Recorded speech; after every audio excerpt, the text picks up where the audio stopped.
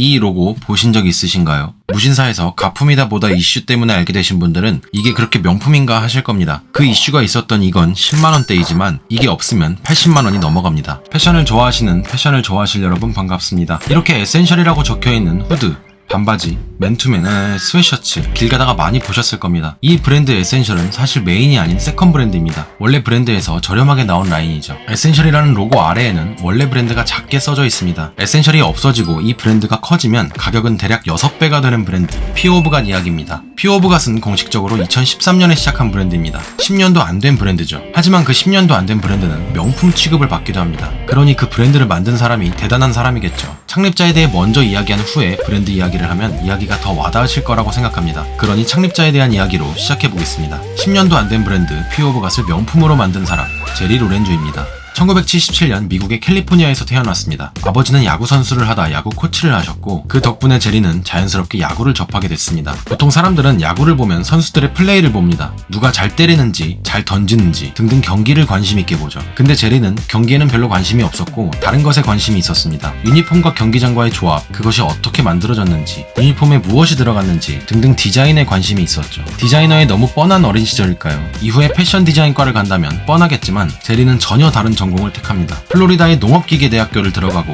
그 후에 경영학 대학원까지 갑니다. 대학원에 있는 동안 제리는 디젤에서 일하기 시작했습니다. 본격적으로 패션을 접한 시기였죠. 제리는 2년 동안 디젤 창고에서 일했습니다. 옷에 관심 없는 사람이 옷 창고에서 일을 하면 단순히 일만 할 겁니다. 재고 파악하고 물건 나르고 단순 반복이겠죠. 하지만 제리에게 옷은 재밌는 존재였고 창고에서 제품과 핏을 공부했습니다. 하기 싫은 공부를 한 게 아니라 관심 있는 걸 보다 보니 학습이 된 거겠죠. 어느 날 디젤은 제리에게 매장을 나가라고 합니다. 제리는 그동안 학습했던 걸 바탕으로 손님들에게 맞는 옷들을 추천해주죠. 그 결과 첫날에 500만원 이상의 매출을 올리게 됩니다. 기회가 왔을 때 잡을 수 있었던 거죠. 그러다 제리는 졸업 후 선수 마케팅 일을 하게 되고 여기서 자리를 잡나 했지만 일을 그만둔 후에 2008년 32살에 파티를 만들기 시작했습니다. 제리 로렌조의 앞글자를 따와 JL 나이츠라고 이름을 만들고 그걸 브랜드화시킵니다. 옷을 잘 입는 사람들이 모이고 좋은 노래를 들을 수 있는 파티를 만들었죠. 제리는 최고의 제품을 만들면 사람들은 알아서 몰릴 거라고 생각하고 좋은 파티를 만들려고 노력합니다. 그리고 그게 먹혔는지 유명인사들이 파티에 오기 시작하고 돈도 벌기 시작하죠. 그 당시 제리는 야구 선수의 코디를 해주는 일도 했었는데 선수와 어울리는 옷을 찾기 힘들어했습니다. 제리의 머릿속엔 선수와 어울리는 옷이 있었지만 현실에선 없었기 때문이죠. 그래서 제리는 머릿속에 상상하는 옷을 직접 만들기로 결심합니다. 파티로 돈은 어느 정도 벌었지만 그 당시 제리는 자식이 있었고 자랑스러운 아빠가 되고 싶어합니다. 파티를 계속하는 것보다 브랜드를 만드는 게 자랑스러운 아빠라고 생각했고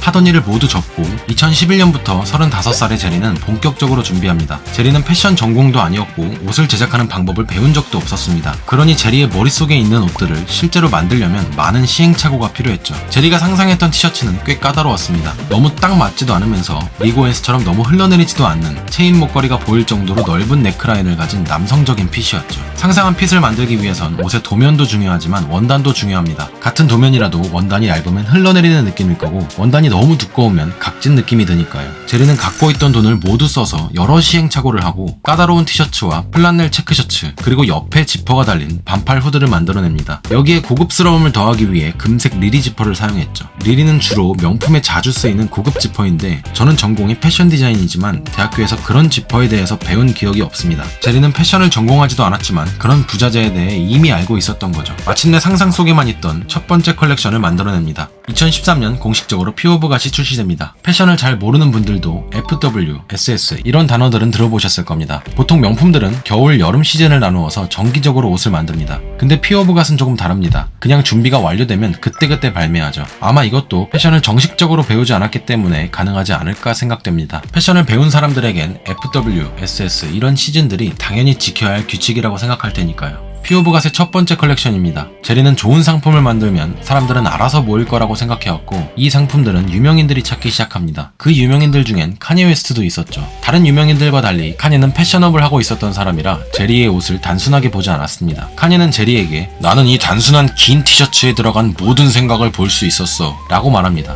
아까 말씀드렸지만 제리는 티셔츠 하나에도 많은 철학을 넣었고 카니에가 그걸 알아본 느낌이었죠. 카니에는 그 당시 아페세와의 협업, 자신의 콘서트 투어 상품, 브랜드 이지 제작을 하고 있었고 제리에게 그 일들을 같이 하자고 제안합니다. 제리는 당연히 수락했고 점점 인지도를 쌓아갑니다. 2013년 두 번째 컬렉션이 나오고 2014년 세 번째 컬렉션이 나옵니다. 여전히 반팔 후드 집업과 플란넬 체크셔츠가 있었습니다. 피오브갓의 가장 큰 특징은 레이어드하기 좋다는 겁니다. 긴 기장의 티셔츠는 자켓과 입었을 때 레이어드하기 좋고 아우터도 소매가 짧은 디자인을 해서 체크셔츠나 티셔츠가 보이도록 했죠. 그리고 2015년 네 번째 컬렉션입니다. 여전히 레이어드를 위한 옷들을 발매합니다. 가장 큰 변화는 신발과 데님입니다. 이때부터 데님 아이템이 보이기 시작합니다. 데님 자켓조차도 레이어드하기 좋게 짧은 기장으로 디자인됐고 청바지는 셀비지 원단을 썼죠. 룩북을 보시면 청바지 밑단에 지퍼가 있는 걸 강조하듯 촬영을 했습니다. 네, 저 지퍼가 피오브갓 청바지의 아이덴티티입니다. 단순히 저 위치에 지퍼가 달린 게 아닌 저 위치에 리리 지퍼가 달린 게 중요합니다. 저 청바지는 가품이 굉장히 많이 나오는데 가품에서조차 저 위치에 리리 지퍼를 사용하는 걸 보면 리리 지퍼가 아이덴티티의 한 부분이라는 걸 알 수 있습니다. 이때까지 피오브갓은 미국의 바니스에서 판매하고 있었습니다. 바니스는 우리나라의 갤러리아처럼 고급 백화점이라고 생각하시면 될 것 같습니다. 그러다 제리는 이렇게 생각합니다. 백화점에서 쇼핑하는 사람보다 온라인 대형 쇼핑몰에서 쇼핑하는 사람이 훨씬 많다. 나는 폴로랄프로렌처럼 많은 사람들이 내 옷을 입었으면 좋겠다. 근데 이건 패션 디자이너들의 비슷한 목표인 것 같습니다. 에르메스 디자이너였던 사람들이 유니클로나 자라로 가는 걸 보면 말이죠. 그래서 2015년 피오브갓 네 번째 컬렉션이 나온 시기에 제리는 FOG라는 조금 저렴한 라인을 냅니다. 그리고 팍선이라는 대형 쇼핑몰과 계약을 하고 그곳에서 판매하기 시작합니다. 2016년 반스와 협업합니다. 10만원대로 꽤 저렴하게 발매했지만 의미는 없었습니다. 리셀가가 너무 많이 붙어버렸거든요. 리셀가가 많이 붙었다는 건 그만큼 인기가 높다는 의미겠죠. 그때가 피오브갓이 나온 지 겨우 4년밖에 되지 않았을 때였습니다. 2017년 다섯 번째 컬렉션이 나옵니다. 여전히 데님이 있었지만 이번엔 데미지가 없는 데님으로 출시되었습니다. 원단은 아페세와 같은 일본 데님 원단을 사용했죠. 하지만 여전히 리리 지퍼를 사용합니다. 그리고 이번에는 야구와 관련된 아이템들이 출시됐습니다. 모자와 유니폼, 자켓들이 있었는데 아마 야구 선수였던 아버지 영향을 받았겠죠. 맨 처음 말씀드렸지만 제리는 어렸을 적 아버지 덕분에 야구를 접했고 야구 경기보다는 야구 유니폼에 관심이 많았었죠. 아마 이 컬렉션이 제리가 상상한 유니폼이 아닐까 생각됩니다. 아마 2018년 덕분에 피오브갓은 유명해졌을 겁니다. 제리는 랄프 로렌처럼 많은 사람들에게 자기 옷을 보여주고 싶었고 그래서 나온 라인이 FOG였죠. 이 FOG 라인을 없애고 새로운 브랜드를 만듭니다. 그 브랜드가 바로 우리가 흔히 아는 에센셜입니다. 주로 후드, 스웨셔츠, 스웨팬츠를 전개하고 적당한 오버핏에 로고가 들어가 있습니다. 빨강이나 파랑색 같은 화려한 색감이 아닌 차분한 톤의 색상을 사용해 누구나 입기에 부담이 없습니다. 그리고 스웨팬츠에는 굉장히 긴 끈을 사용해 디자인적인 재미도 주었습니다. 많이 튀지도 않고 부담스럽지도 않은 디테일이죠.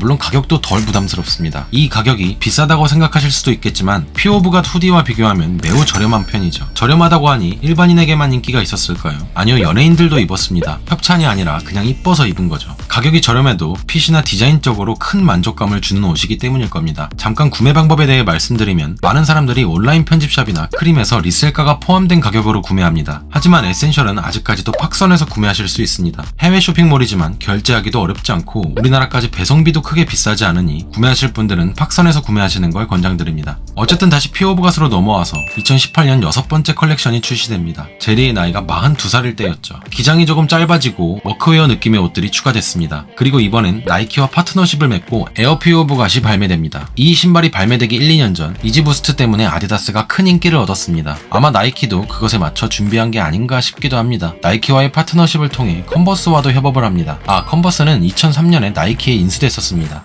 예전에 제리가 파티를 할 때 아빠로서 떳떳하지 못할까봐 그만둔 거 기억하시나요? 제리는 아버지로서의 남자 역할도 중요하게 생각합니다. 이런 착장이 멋있긴 하지만 아버지로서 입기엔 어울리지 않는다고 느꼈죠. 제리는 학부모 모임을 가거나 친구의 결혼식에 가는 걸 상상합니다. 그리고 그 상상 덕분에 2020년 제냐와 캡슐 컬렉션을 진행합니다. 캡슐 컬렉션을 짧게 설명드리면 FWSS 같은 정규 시즌이 아니라 비정규적으로 원하는 시기에 나오는 컬렉션입니다. 그리고 피오브갓과 협업을 한 제냐라는 브랜드는 이런 느낌입니다. 주로 정장을 만드는 이탈리아의 100년이 넘은 브랜드죠. 어떻게 보면 피오브갓과 굉장히 상반되는 브랜드입니다. 하지만 피오브갓은 프린팅으로 멋을 내는 게 아니라 정교한 핏과 좋은 원단으로 멋을 내는 고급 브랜드였습니다. 아주 상반되는 느낌도 아니었죠. 피오브갓의 고급 스포츠웨어와 제냐의 클래식함이 합쳐지면 어떤 맛이 나올까요? 이런 느낌입니다. 라펠이 없는 자켓, 오버사이즈 코트, 그리고 캐시미어가 섞인 스웨셔츠. 완전 형식적인 옷은 아니지만 결혼식에 입고 가기에 어울리는 정도는 지키는 옷이죠. 형식을 갖추고 있지만 이런 멋을 내는 옷은 정말 흔치 않습니다. 블레이저 안에 후드티는 이상하고 그냥 티셔츠를 입기엔 색다르지도 않죠. 정장에 센스를 넣고 싶었던 분들은 이 옷들에 굉장히 매력을 느끼실 겁니다. 제냐의 맛과 퓨어브갓의 스트릿 맛이 잘 섞인 느낌이었죠. 아마도 제리는 이 컬렉션으로 많은 영감을 얻은 것 같았습니다. 다음 컬렉션에서 그 이유를 보실 수 있습니다. 같은 해 2020년 말 퓨어브갓의 7번째 컬렉션이 출시됩니다. 굉장히 형식을 갖춘 옷들이 많이 보입니다. 클래식한 자켓과 니트가 보여지네요. 니트는 이탈리아 울과 캐시미어 소재로 만들어졌고 이 클래식한 자켓들은 이탈리아와 영국의 최고급 소재를 이용해 이탈리아에서 생산했다고 합니다. 이 외에도 이탈리아 스웨이드, 일본의 기능성 좋은 나일론, 군용 침낭 등등 다양한 소재를 사용했고 가방, 벨트, 지갑도 출시되었습니다. 제냐에서 영향을 받았는지 확신은 할 수 없지만 포멀한 느낌의 옷들이 많아진 건 눈에 확실히 보입니다. 정말 신기한 건 포멀한 자켓, 워크웨어, 밀리터리,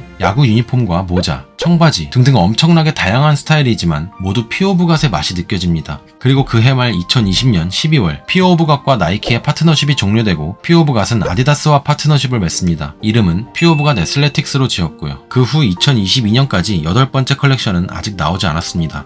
제리 로렌조는 기독교입니다. 브랜드 이름 퓨어브갓은 여호와를 경외하라 라는 뜻입니다. 제가 이 이야기를 가장 마지막에 하는 이유는 선입견을 가지고 디자인을 보시지 않을까 해서 그렇습니다. 퓨어브갓을 보시면서 종교적 느낌이 느껴지지 않으셨다면 그 느낌이 맞습니다. 제리가 말하길 디자인에는 종교적인 요소가 전혀 들어가 있지 않다고 했으니까요. 하지만 신조차도 이 옷을 보면 멋있다고 생각하지 않을까요? 제가 오늘 준비한 이야기는 여기까지입니다. 퓨어브갓은 총 7번의 컬렉션을 완성했습니다. 그 기간 동안 제리는 나이키, 반스, 아디다스와의 협업, 카니에 웨스트와 저스틴 비버의 콘서트 상품 제작, 제냐와의 협업, 그리고 리셀가가 붙는 옷까지 만들어냈죠. 이 모든 게 10년 동안 일어난 일이었습니다. 대부분의 명품 브랜드는 50년, 많게는 180년의 역사를 갖고 있습니다. 그에 비해 10년이라는 기간은 적을 수도 있죠. 퓨어브갓은 명품과 가격이 비슷합니다. 가격이 비슷하다고 명품이라고 할 수는 없겠지만 많은 사람들이 다음 컬렉션을 기다리는 걸 보면 가격 이상으로 만족을 주는 브랜드는 맞는 것 같습니다. 제 개인적으로 멋있다고 생각하는 퓨어브갓 룩북으로 마무리하며 저는 다음에 인물 이야기로 돌아오겠습니다. 감사합니다.